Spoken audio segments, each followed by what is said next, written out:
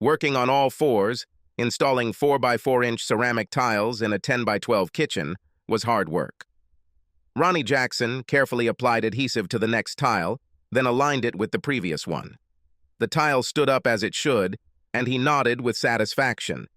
A deviation of a couple of millimeters here, a couple of millimeters there can lead to the failure of the project. And because Eccles Renovation and Remodeling had a 100% satisfaction guaranteed policy, Ronnie made sure every tile was installed exactly before moving forward.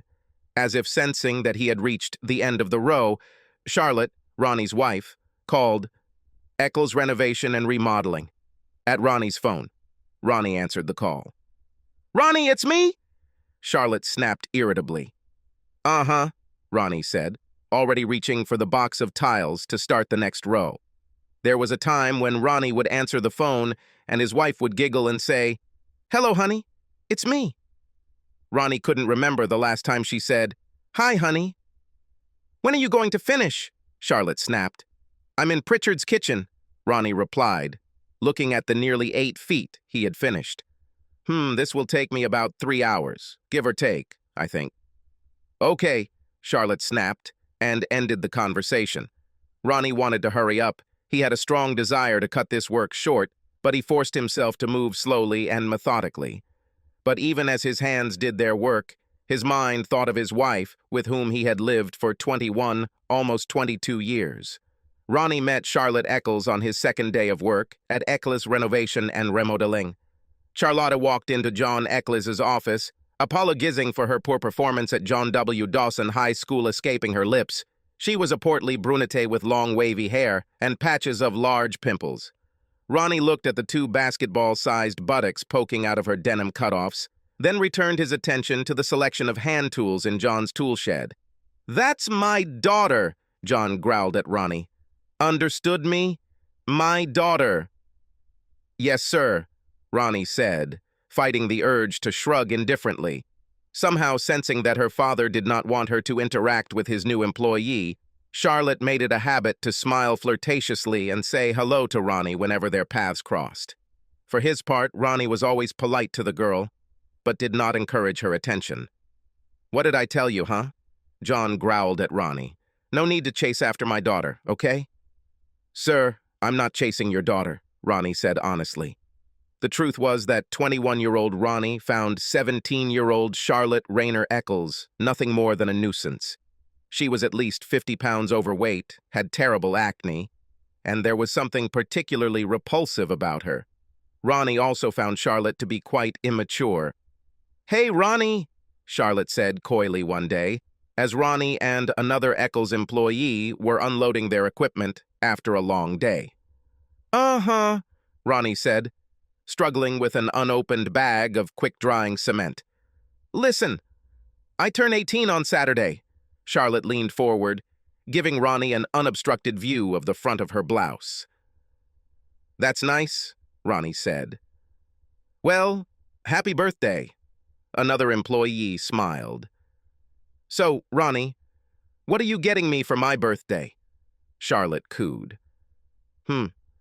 "Close your eyes," Ronnie suggested, managing to drag his bag to the back door of the pickup.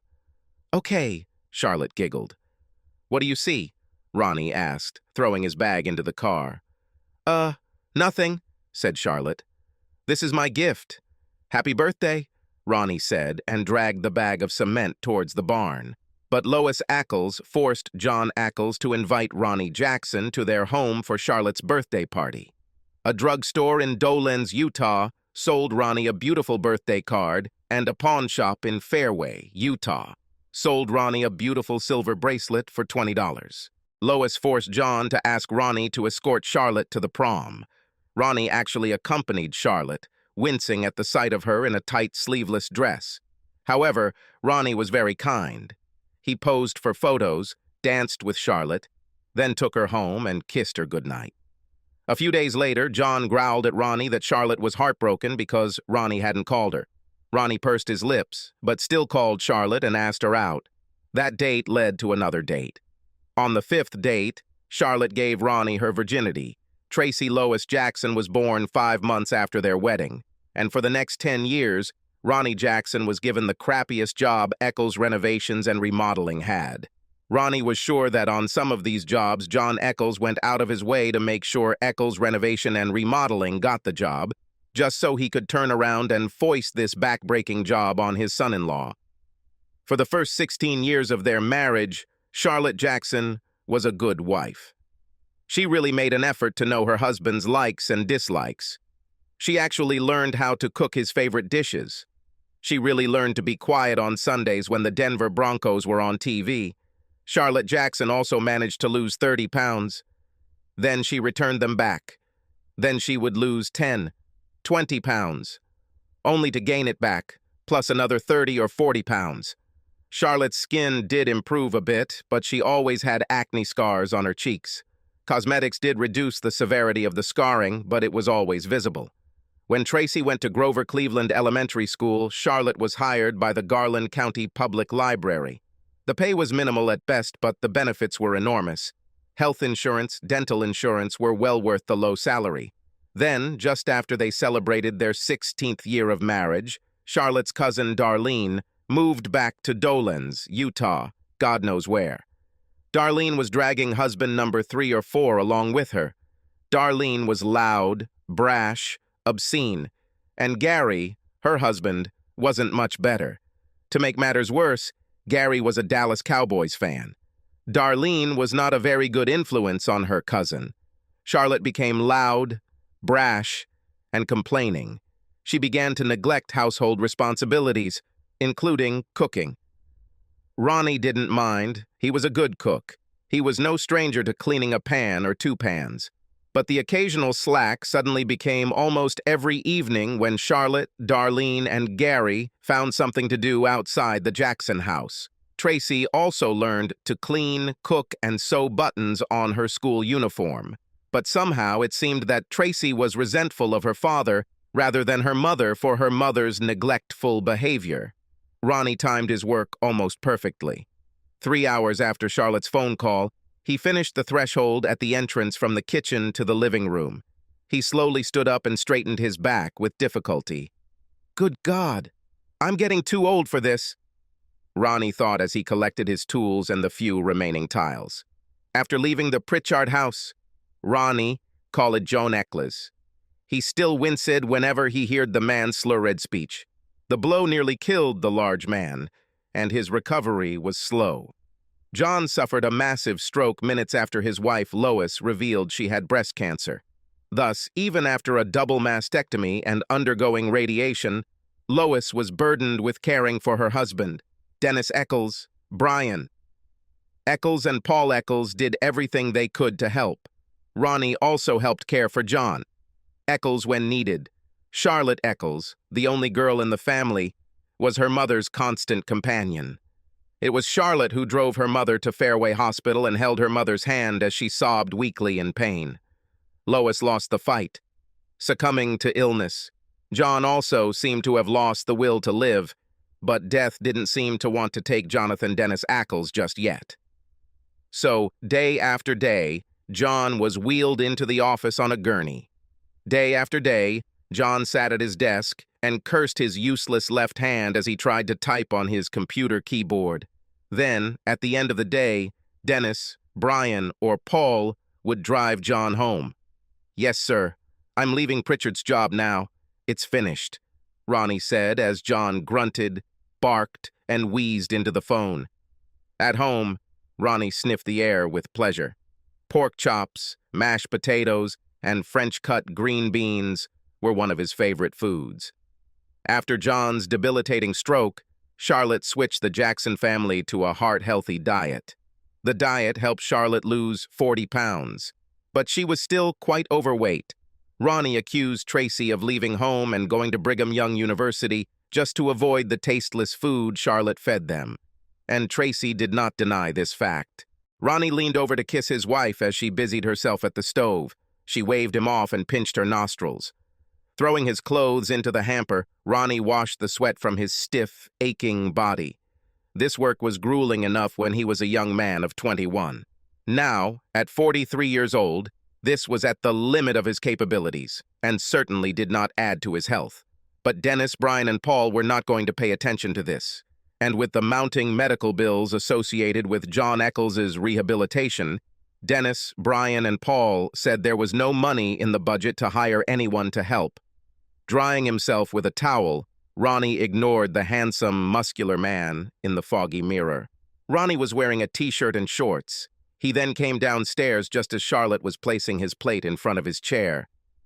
"And for dessert, there's hot apple pie," Charlotte announced, placing a frosted mug and a can of beer in front of him. "Oh my God," Ronnie said, even as a lump of bile formed in his stomach. Ronnie remembered the last time Charlotte poured him a glass of frosted beer. At that time, he was smiling, enjoying the refreshing drink. On her 35th birthday, a few months before their 17th anniversary, while Tracy was out with friends, Charlotte poured Ronnie a beer in a frosted mug. Ronnie took a sip of the ice-cold drink, enjoying the taste.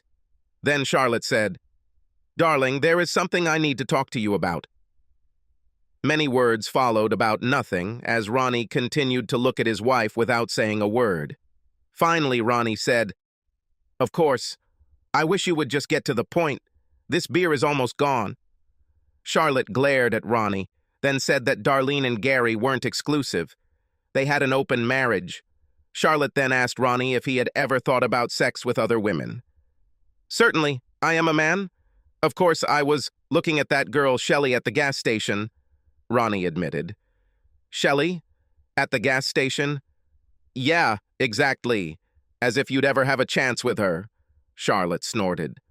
"But I'm married," Ronnie continued. "So, I think about it, and then it all stops right there." "But, did you think it wouldn't stop right there?" Charlotte continued. "Did you assume that you could go ahead and do what you wanted?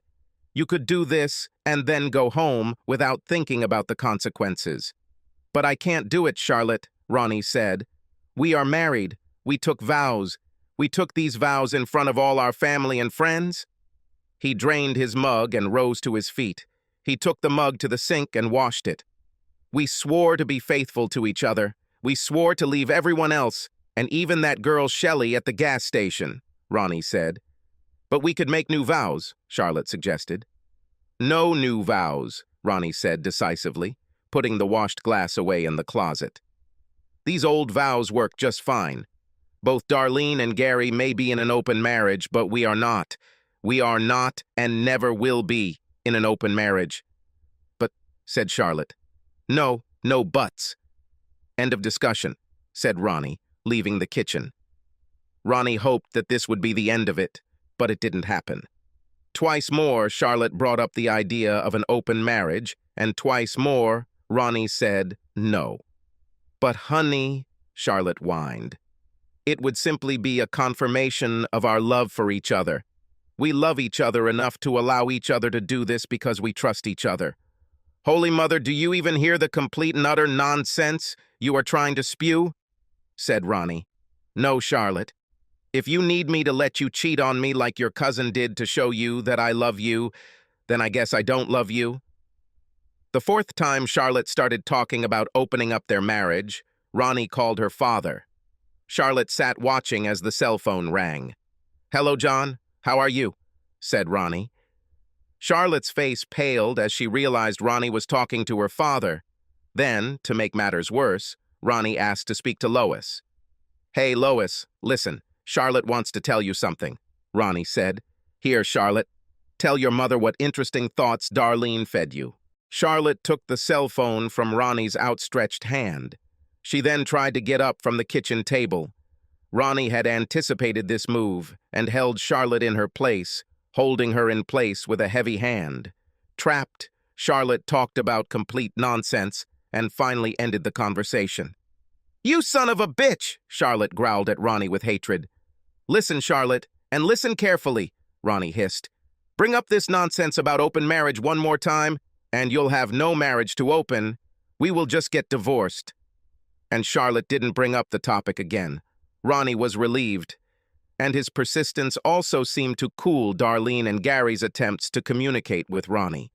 The toxic twins, as Ronnie dubbed them, stopped appearing in the house as often. Now, 5 years later, Ronnie watched his wife pour him a glass of beer. He watched as the foam almost reached the top of the mug. Charlotte wasn't very good at pouring beer. "You know, I turn 40 next Tuesday," Charlotte began as Ronnie chewed his first bite of pork chop. "Yes," Ronnie said, swallowing.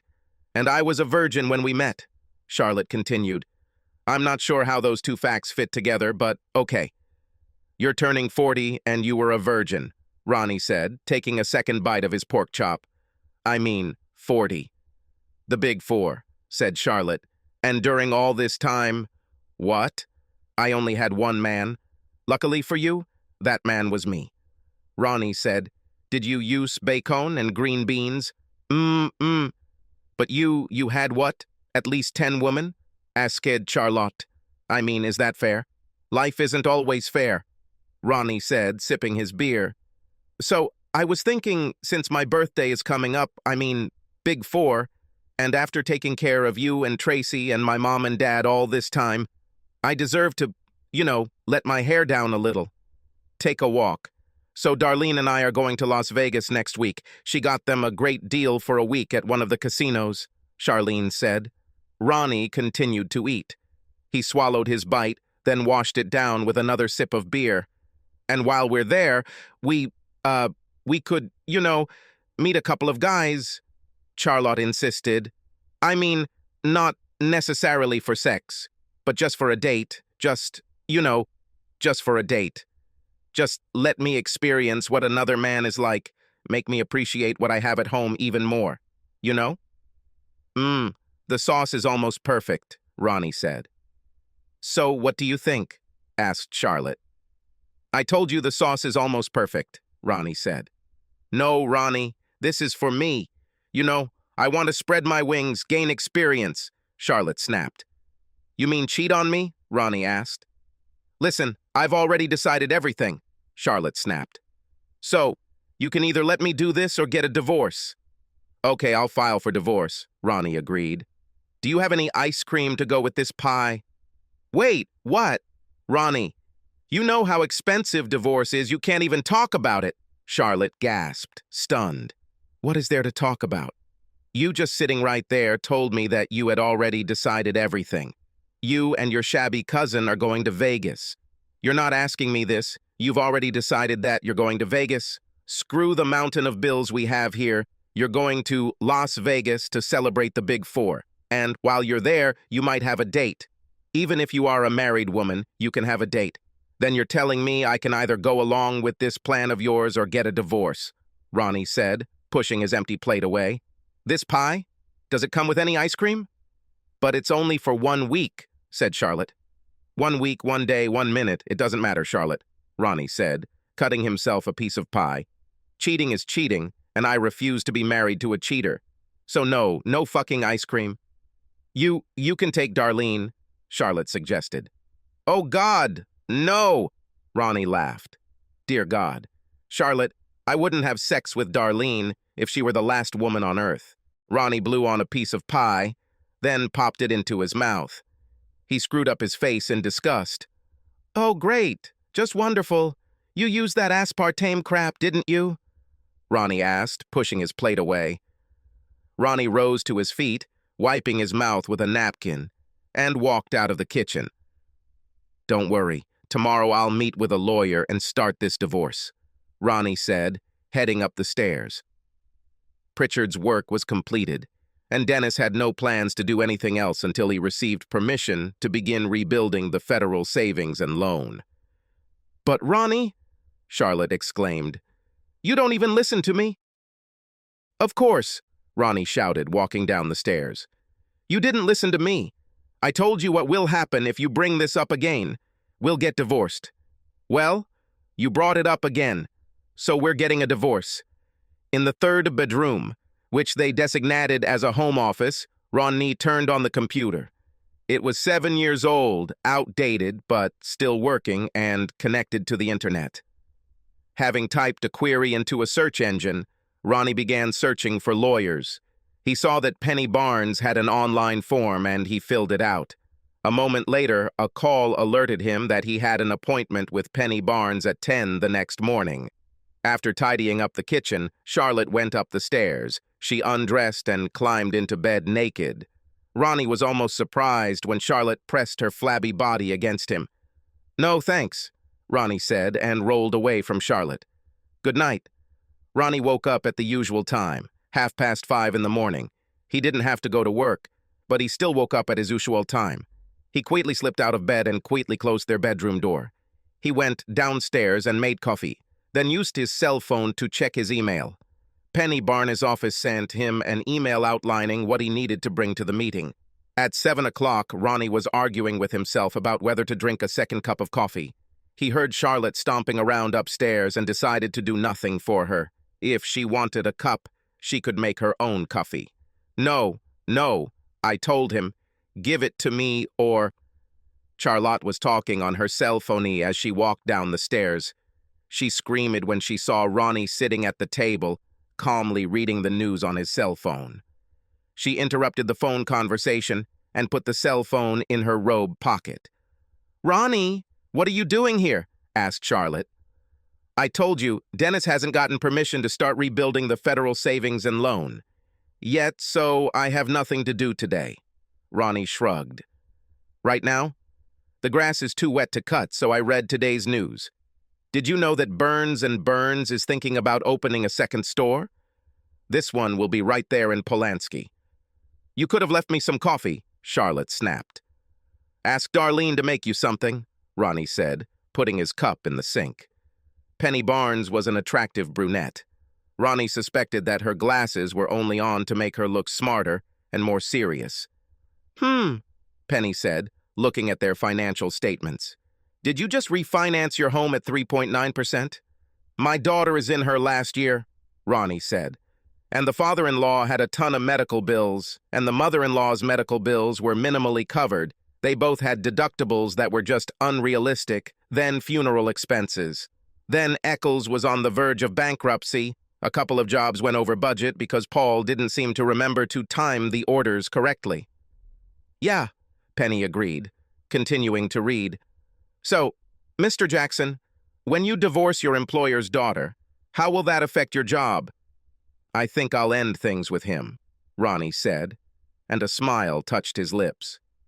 "But Mrs. Jackson's job at the Garland County Public Library shouldn't be affected," Penny mused. As of Friday, Dennis still had not received approval to begin renovating the federal savings and loan, so Ronnie was at home finishing up some renovations at the Jackson house when Charlotte called. "What is it? What kind of scam?" Charlotte screamed as Ronnie answered. "Oh, good! You have documents," Ronnie said. "So, what's wrong with the bathroom on the first floor? You said something needs to be fixed, but I'll be damned if I can tell you what's wrong." "The lock is jamming," said Charlotte. "You and me? We'll have to talk when I get home, you hear?" "No, we've already talked. Talking doesn't seem to do any good as long as you want to listen to Darlene and not your husband." "So no, the time for talking is over," Ronnie said. "Yes, I see what the matter is, okay? I understand. Bye." "But I don't want a divorce," Charlotte whined. "And I don't want to be married to a brainless cheater," Ronnie said. "Anything else? No. Goodbye then." Ronnie ignored Charlotte's next call. When John's phone number came up, Ronnie put down the screwdriver and picked up the phone. "Hello?" said Ronnie. John barked, grunted, and moped. Ronnie was truly amazed at how many swear words he could understand when his father-in-law demanded to know what was going on between Ronnie and Charlotte. "Quite simple, actually, sir," Ronnie said. "Darlene and her husband seem to have an open marriage, and they convinced Charlotte that she should have an open marriage too. You know, where they can run around and have sex with whoever they want and somehow still stay married. Well, I told Charlotte that I had no desire to have an open marriage." John grunted, squeaked, and mumbled his way through another outburst of anger. Ronnie shook his head as if John could see the gesture. "Well, last night your daughter said I could either go along with it or get a divorce." "So I'm getting a divorce," Ronnie said. John tried to argue with Ronnie again. The man even resorted to emotional blackmail. "Well, sir, I appreciate it. I really do," Ronnie lied. "But you have 3 sons and a daughter. You really should leave this matter to them, sir, and not to me." Plus, why the hell would I want a company that has been in the red for the last 3 years? Ronnie said to himself. Charlotte brought reinforcements with her when she returned home. Ronnie saw this coming and sat quietly while Darlene and Gary made their point. So you see, Ronnie, since our marriage is not threatened by other men, Gary said with a smug look on his face, Darlene is free to have friendships outside of marriage. Hey, I mean, as long as I know she'll come home to me, you know? And of course, I share all my experience with him, Darlene said. There are no secrets between us. It really opened our hearts, our lives to each other. Oh, well, that certainly clears things up, Ronnie said, and Charlotte, Darlene, and Gary smiled. No, Ronnie said, and got up from the couch. But hey, Charlotte, after we get divorced, you can open your heart, your life, and the doors to your inner world to anyone you want. Oh, what do I see? Gary grinned. So just because you feel inadequate, Charlotte should close the door on her own capabilities and needs. Ronnie flashed a smile that showed all his teeth. He walked to the living room door and turned toward the stairs. If you need to think that way to feel better, by all means, keep thinking that way, Ronnie said and left the room. Again that night, Charlotte tried to initiate sex. Sleep, Charlotte. Tomorrow is a busy day for you, isn't it? Ronnie grinned. As usual, Ronnie woke up at 5:30 and got out of bed. He no longer bothered to close their bedroom door, not caring whether his early rise would wake his wife or not. Going downstairs, he made himself some coffee, and he sat sipping coffee and reading the news on his phone. The national news made him snort in disgust. Politicians, I swear, they all need to be rounded up, forced to live by their own rules. Lifetime maintenance? Oh no, try living on Social Security. Private health care? Oh no, here is the same insurance policy that you forced America to buy into. At 11 in the morning, Gary knocked on the door. Ronnie opened the door and Gary tried to enter the house. Ronnie's heavy hand stopped the grinning asshole's advance. Yes? Ronnie asked. Hey, I'm here to pick up Charlotte and take them to the airport, Gary said, trying to force his way into the house again. I'll let her know you're here, Ronnie said and pushed Gary back. He then closed the door and went back to watching his pre-recorded sitcom. A few moments later, Charlotte thundered down the stairs, dragging her suitcase. Why didn't you let me know that Gary and Darlene were waiting for me outside? She demanded from Ronnie. About. Oh, yeah. Gary and Darlene are here, Ronnie said, turning his attention back to his program. God, really? Really? Do you have to be so childish about all this? Charlotte squealed. She set down her suitcase and leaned towards Ronnie. He pulled away from her, so she ended up kissing the empty space. We'll talk about this when I get back, said Charlotte. No, we won't do this. We really won't do that, Ronnie said. After his sitcom and a hearty meal, Ronnie completed the last of his chores by painting the front door of the house. He chose pale yellow, and the color contrasted nicely with the red brick facade of the house. He grinned when their cat Samson meowed in annoyance from the garage. The animal had food, water, and a clean litter tray in the garage. He had nothing to ask for. As soon as the door is dry, buddy, I'll let you out of there, Ronnie promised the beast. Back upstairs, Ronnie logged in and canceled their joint credit cards. He didn't know about any credit cards his wife had in her name and had no desire to look. But he had no intention of funding his wife's infidelity or her cousin's extravagance. He logged into Charlotte's personal bank account and withdrew half of the balance. He also went into their joint account, of which he was the only contributor, and withdrew half. The bank's website helped him open a new account, in his name only, and he transferred the money withdrawn from other accounts to his new account. Again, online accounts made it easy to remove his name from utilities and cable TV. He shrugged when the Garland County Power and Light Company sent him an email informing him that his cancellation order would not take effect until the end of the billing cycle. I don't care, Ronnie said to the computer screen. Let's go to Sloan's Pizza, Ronnie said to himself as his stomach growled. Of course, since Charlotte wouldn't let me eat there, hell, I guess I'll probably drop dead of a heart attack right there. Let's check. Ronnie ordered pizza and a glass of draft beer. He actually flirted with the waitress, even though the girl was almost 75 pounds overweight. The young woman smiled and tapped his wedding ring with her 3-inch fingernail. Ronnie looked at the ring and his good mood evaporated. He thanked the fat woman and left her a $5 tip.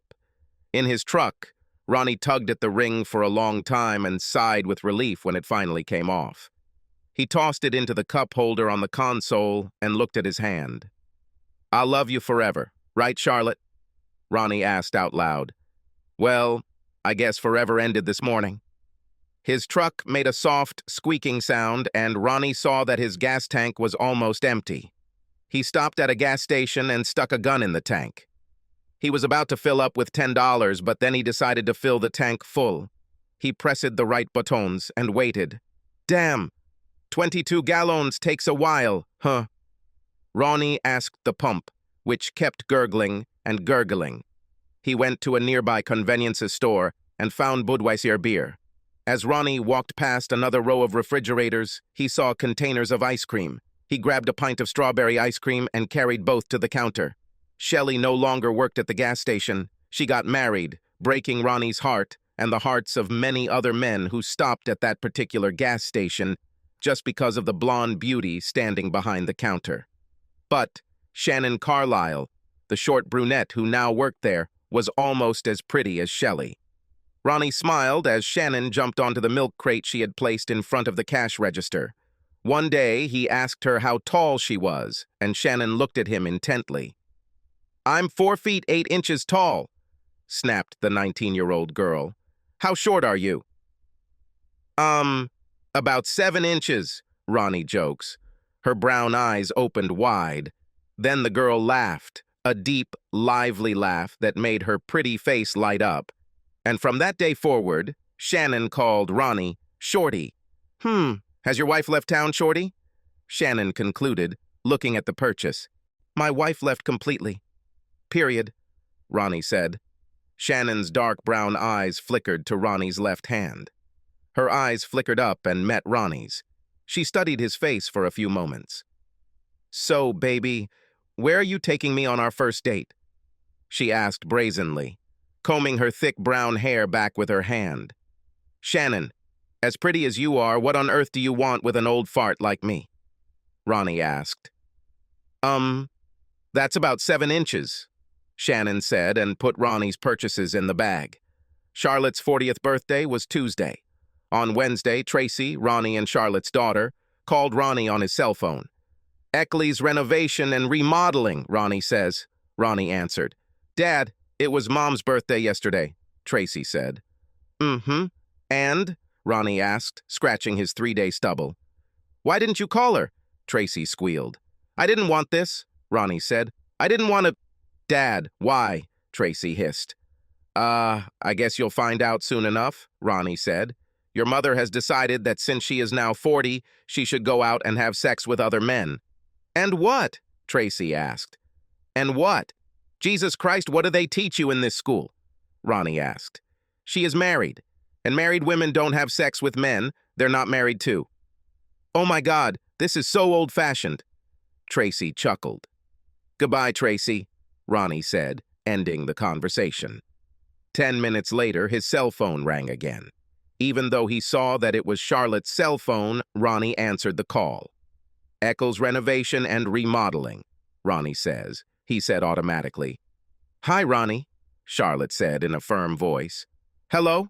How do you like being a 40-year-old slut?" Ronnie asked. "It's not funny, Ronnie," Charlotte snapped. "Well, I don't think it's funny either," Ronnie agreed. "Oh, and thank you so much for canceling the credit cards," Charlotte continued. "You're welcome," said Ronnie. "Anything else?" "My birthday was yesterday, Ronnie," said Charlotte. "Why didn't you call?" "I didn't want this. But hey, maybe whoever you're having fun with will want to wish you a happy birthday, huh?" Ronnie asked. "Oh my God, grow up, Ronnie," Charlotte snapped. "Already, Charlotte. What about adults? They fulfill their obligations. They respect their vows," Ronnie said. "So, Melissa Calick, Who? Asked Charlotte. Melissa Calick.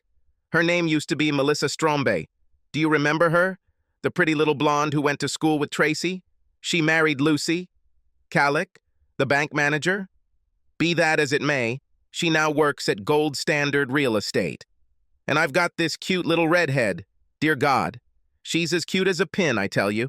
But anyway, the good news is that she thinks she can find us a buyer for our house real quick, Ronnie said. Buyer? Ronnie, we are not selling the house, Charlotte shouted into the phone. Oh, do you really think you can afford to ransom me? Remember, we need to pay off the second mortgage. And that's what Melissa told me. She can find us a buyer, but we'll probably have to bring cash to the table to pay off that mortgage, Ronnie said. We're not selling the house, Charlotte shouted again. And I put all your furniture in that EZ warehouse on Independence Road right next to Chevrolet Place, Ronnie continued. Block number 212, your father has the key. Oh God, Darlene, I need to go home, Ronnie heard Charlotte moan. But your father couldn't pick up Samson? So I took him to Dennis, Ronnie continued. Dennis? Ronnie, my God, Dennis has those Dobermans? Charlotte screamed in horror. Oh, damn. That's right. I didn't think about that. Ronnie grinned. No wonder he said he would be happy to adopt this cat. Well, Ronnie hung up, ignoring his wife's cries and pleas. Leaving the phone on the kitchen table, he went upstairs and accessed the internet. He heard his cell phone ring but ignored it. And maybe your mom's new boyfriend can pay for his last year of school, young lady, Ronnie muttered. Hey, why don't you see if you have a scholarship there for students who have a GPA of 2 and 1? Because after all, with that kind of attitude, it's hard to expect your father to pay for your education. Ronnie snapped, turning off the computer. Ronnie went into the bathroom and soaped his face. Scraping off 3 days of stubble was hard and painful work, but he managed to do it without cutting himself. He took a hot shower, dried himself off, and put on jeans and a t-shirt. The computer was located in the cab of the pickup truck, behind the passenger seat.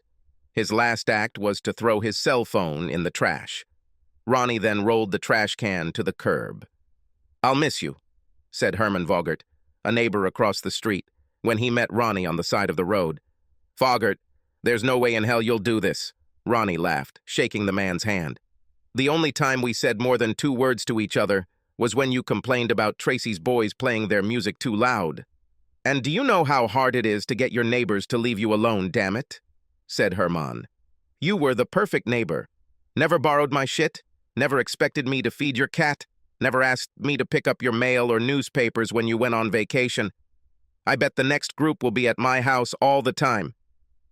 Serves you right for being so warm and friendly, Ronnie said. The trash can is ringing, Herman said, nodding his head towards the trash can. Mind your own business. It's some kind of rat, Ronnie smiled, and the 2 men shook hands again. Charlotte tried to open the front door with her key and found that the key did not fit. She took her phone out of her purse and tried to call the phone number for the Golden Standard Real Estate Agency listed on the sign. She stared at him in disbelief. Her phone was fully charged, but apparently there was something wrong with her phone. Darlene allowed Charlotte to use her cell phone while Gary walked around the house checking the windows and doors. Charlotte muttered obscenities under her breath when the call was answered. Gold Standard Real Estate, this is Melissa Calick, Melissa said cheerfully. Yes, this is Charlotte Jackson, Charlotte snapped. I'm standing in front of my house and my key doesn't work. Jackson? Ronald, Jackson's ex-wife, Melissa said cheerfully. Wife! Wife! Charlotte snapped. Oh, I'm so glad to hear from you. I need you to sign some forms, Melissa said cheerfully. Oh, and you won't believe this, but I have a couple of clients. They are truly interested in your home. The house is not for sale, Charlotte shouted into the phone. Oh, so are you going to buy Mr. Jackson out? Melissa asked. I know the Richmonds will be very disappointed to hear this. Well, they also liked Purcell's house. Gary returned and reported that the house was tightly sealed. Charlotte again told Melissa that the house was not for sale. She then dialed Ronnie's cell phone number. You son of a bitch, Charlotte growled as Ronnie's voice announced that she had called Eccles Renovations and Remodeling. Come on, is there somewhere we can drop you off? Asked Gary, who was already bored with this drama. My cat, Charlotte remembered, squeezing herself into the car again. Yay, Dennis answered. Dennis, it's me. Ronnie said he gave Samson to you. Asked Charlotte. What? You are crazy? With poppy, yay, olive oil, and Bluetooth here? They would tear that useless cat to pieces. Dennis snapped angrily. No, Dad has it. And you need to get him quickly. Dad's physical therapist is allergic to cats. Oh, thank God, Charlotte sighed. And, thank you very much, Dennis continued, for the disappearance of Ronnie. Now we are almost out of business. I got approved for federal savings and loans, but then I had to turn around and let Framonte take it because none of us know how to lay ceramic tile. Uh-huh, said Charlotte, and interrupted the conversation. Hey, how many people are you going to call? Darlene snapped as Charlotte began dialing her father's phone number. What? You have unlimited, right? Asked Charlotte. Oh, no, that's not true, Darlene said. I have 1,000 minutes a month, and I know that Mr. Genius over there spent them all on his fantastic football nonsense. Last call, Charlotte promised. John ranted, raved, and hurled obscenities at his daughter. Reluctantly, however, he agreed so that she could come to his home. Gary drove to John Eccles' house and took Charlotte's suitcase out of the trunk. Darlene and Charlotte hugged, then Charlotte wheeled her suitcase towards the door. So, how was it? Gary asked Darlene as she climbed into the front seat of the car. God, what a disaster, Darlene sighed. I mean, look at her, okay? Do you think anyone would want to have sex with her? Not when you're sitting next to her, Gary agreed as they watched Charlotte enter her father's house. But did you receive any money from her? Almost, Darlene sighed as Gary backed out of the long driveway. Ronnie? God, I hate this hole in my ass. Can you hear me? He canceled all her credit cards and she had to use her debit card. But there are ATMs everywhere, Gary reminded her. Crap. Got about $10? We need gasoline. Yeah, there are ATMs everywhere and she's on the internet.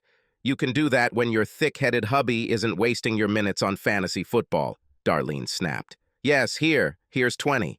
Yeah, that means she went online. What does this have to do with ATMs? Gary asked as he pulled into the gas station. She saw that Ronnie took half of her bill, Darlene said. Just get 10, okay?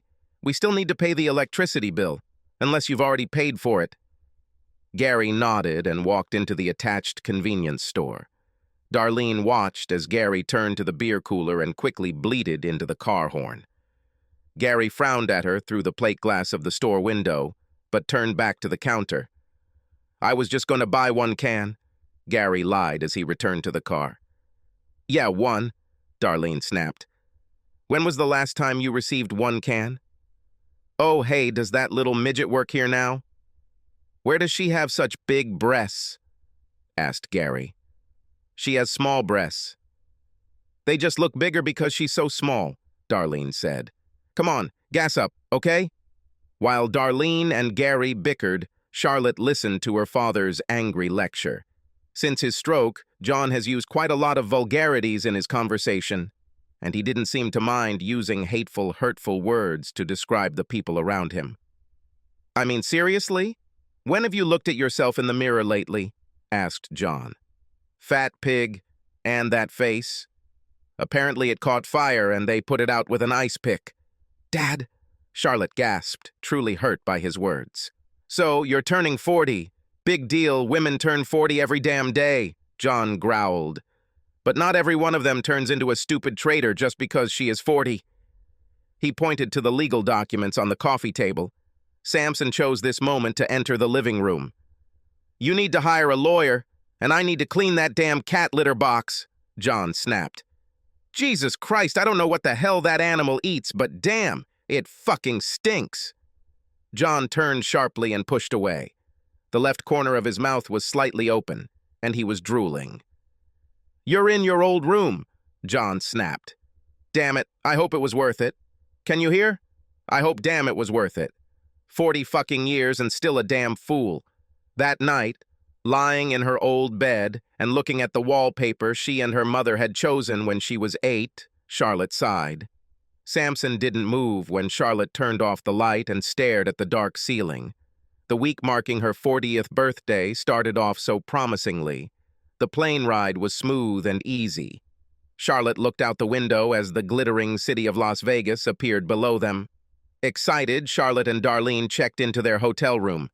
They then rushed downstairs and spent a few dollars at the roulette table before deciding to have dinner.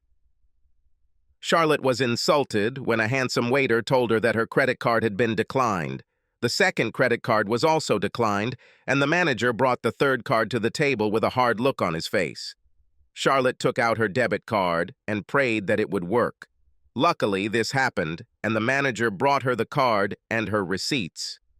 Returning to the room, Charlotte checked her bank account and found that it had been reduced by 50%. Both Charlotte and Darlene cursed Ronnie Jackson. They both agreed that this man had gone too far, really too far. "Come on, girl," Darlene encouraged. "We're in Vegas. Vegas. We can't let this hole in our ass ruin our good time, right?" But watching Darlene lose $300 at the blackjack table dampened the evening's celebratory mood a little. It was Charlotte's $300. Charlotte actually managed to pick up a handsome young man at a bar. 25-year-old David Daltrey went with Charlotte to her room.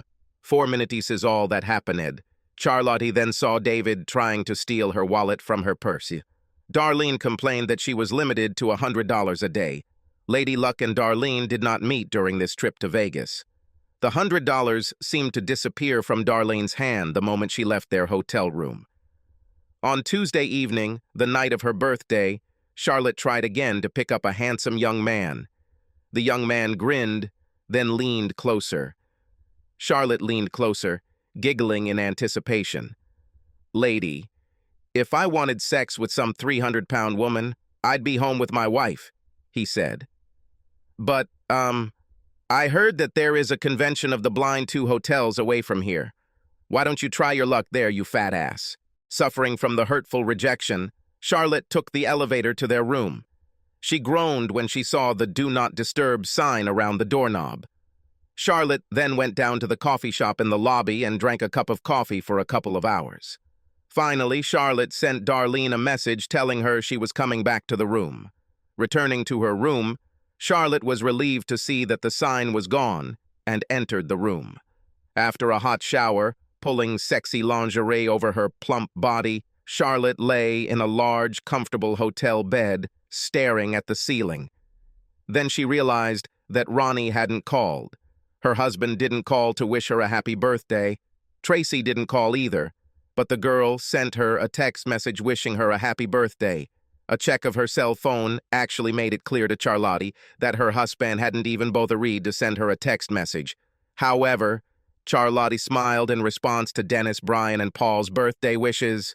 And in the morning, Darlene complained bitterly about the budget Charlotte had limited them to. Darlene even indicated that she was the one who paid for the flight and hotel room. By Saturday morning, Charlotte was seriously considering telling her cousin that it was all over between them. Blood relatives or not, Charlotte had more than enough of Darlene's constant complaints. But Darlene had their airline tickets in her purse, so Charlotte remained silent. Now, lying in her old bed, in her old room, Charlotte sighed heavily. Her Big 4 week wasn't much of a celebration. Jim Runkles was the attorney recommended by Freddie Baxter, the Charlotte director of the Garland County Public Library. The man looked through the papers from Penny Barnes' office, then looked at his client. "And?" It sounded very harsh and dry. "He gets half, you get half. The house must be sold and any profits must be divided in half. Any expenses? Should also be divided in half.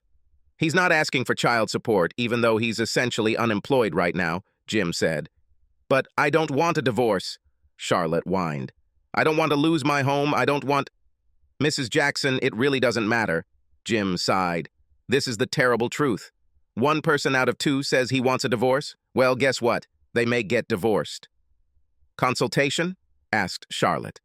"Okay, we can request a consultation," Jim said, and Charlotte smiled. "I'll call Penny's office." Charlotte listened to what Jim was saying. She studied the titles of the books in his bookcase, as there seemed to be little more than uh-huh and from Jim. "Okay, Mrs. Jackson, here's the problem," Jim said, placing his cell phone on the table. "I'm paying you so there won't be any problems," Charlotte said, clutching her purse tightly. "Miss Barnes has no idea where her client is. Your husband came, paid her fee, and left," Jim said. "All she has is an email address for him. Does she need it? This is the only way she can contact him. And no, she won't give us an email address. Attorney-client privilege." "Oh," Charlotte whispered, sinking into a chair. "And Ronnie told Miss Barnes that from now on, your daughter can pay for her own tuition and living in the dorm," Jim continued. "Something about new traditions or something like that. Any idea what he means by this?" "No," Charlotte whispered. "But I'm willing to bet Tracy knows." Charlotte did not celebrate her 41st birthday. She got dressed for another day of work and left her room. John didn't look up when his daughter kissed him on the cheek. He simply stared at his hands, clenched lifelessly in his lap. "Do you need anything before I go to work?" asked Charlotte. "Nope," John muttered. "Okay, then I'll leave. You and Samson behave yourself, okay?" said Charlotte, trying to put as much joy into her voice as possible. "Everything is fine? My two best men will behave themselves, okay?" "What the hell do you think we're going to do?" John spat, but it was mostly just grunts, squeaks, and barks. Charlotte went to work the same route she had taken all last year, from her father's house to the library. She heard her cell phone ring, but waited until she parked the car before looking at the display. "Happy birthday," Charlotte read on her mobile phone. "Yes, Tracy, great," Charlotte muttered. "Happy birthday to me. I'm so excited that I'm glowing with happiness."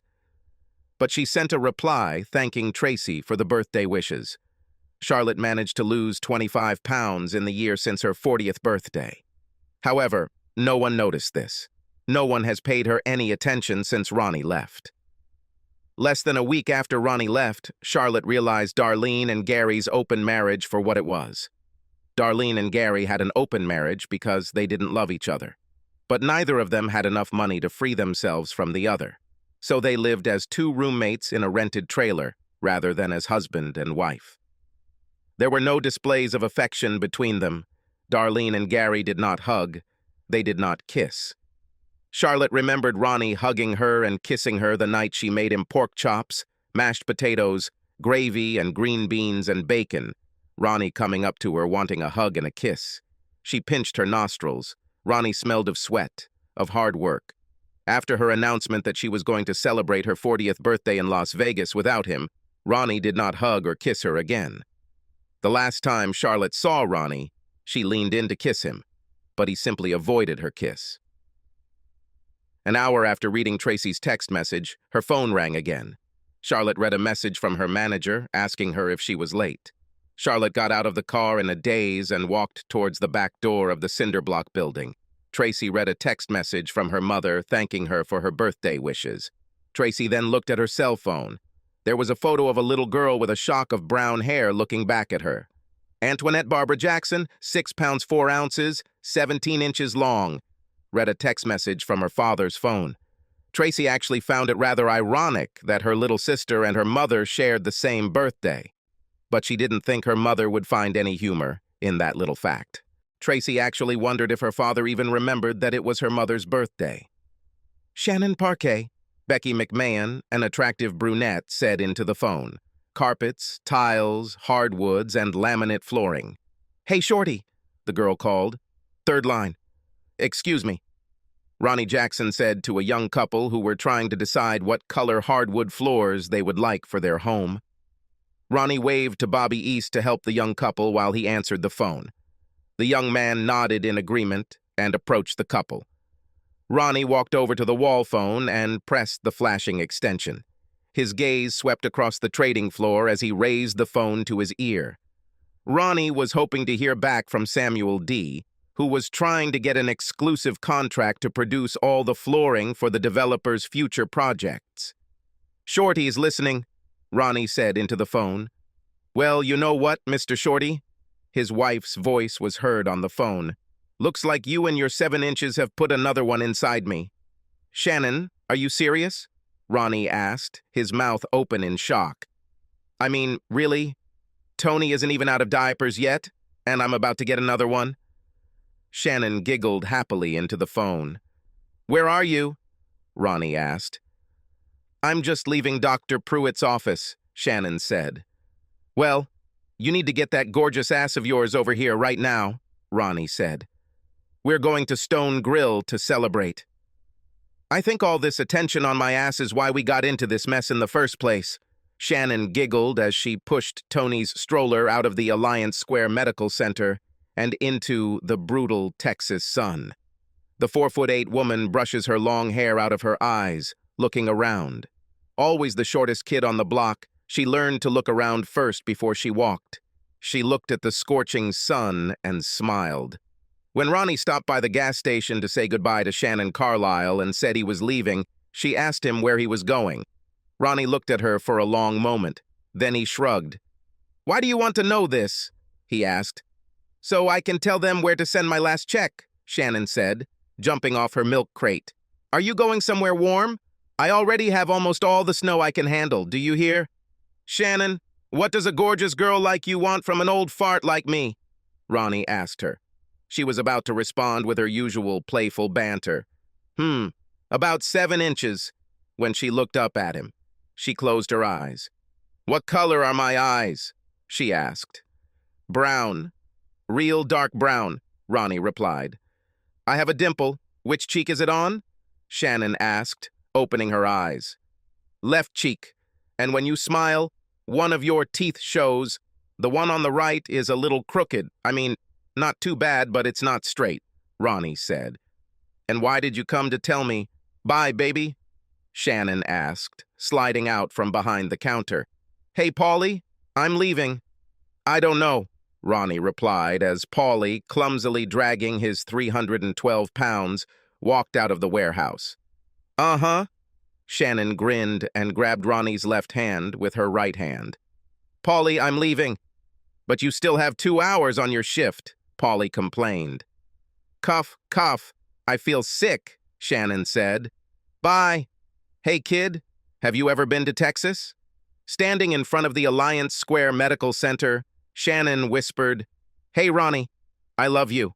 Subscribe to our channel so that your second chaff doesn't cheat on you, and go ahead and listen to the next story, because this story is nothing compared to the next one. If you're under 18, don't even think about listening to the next one.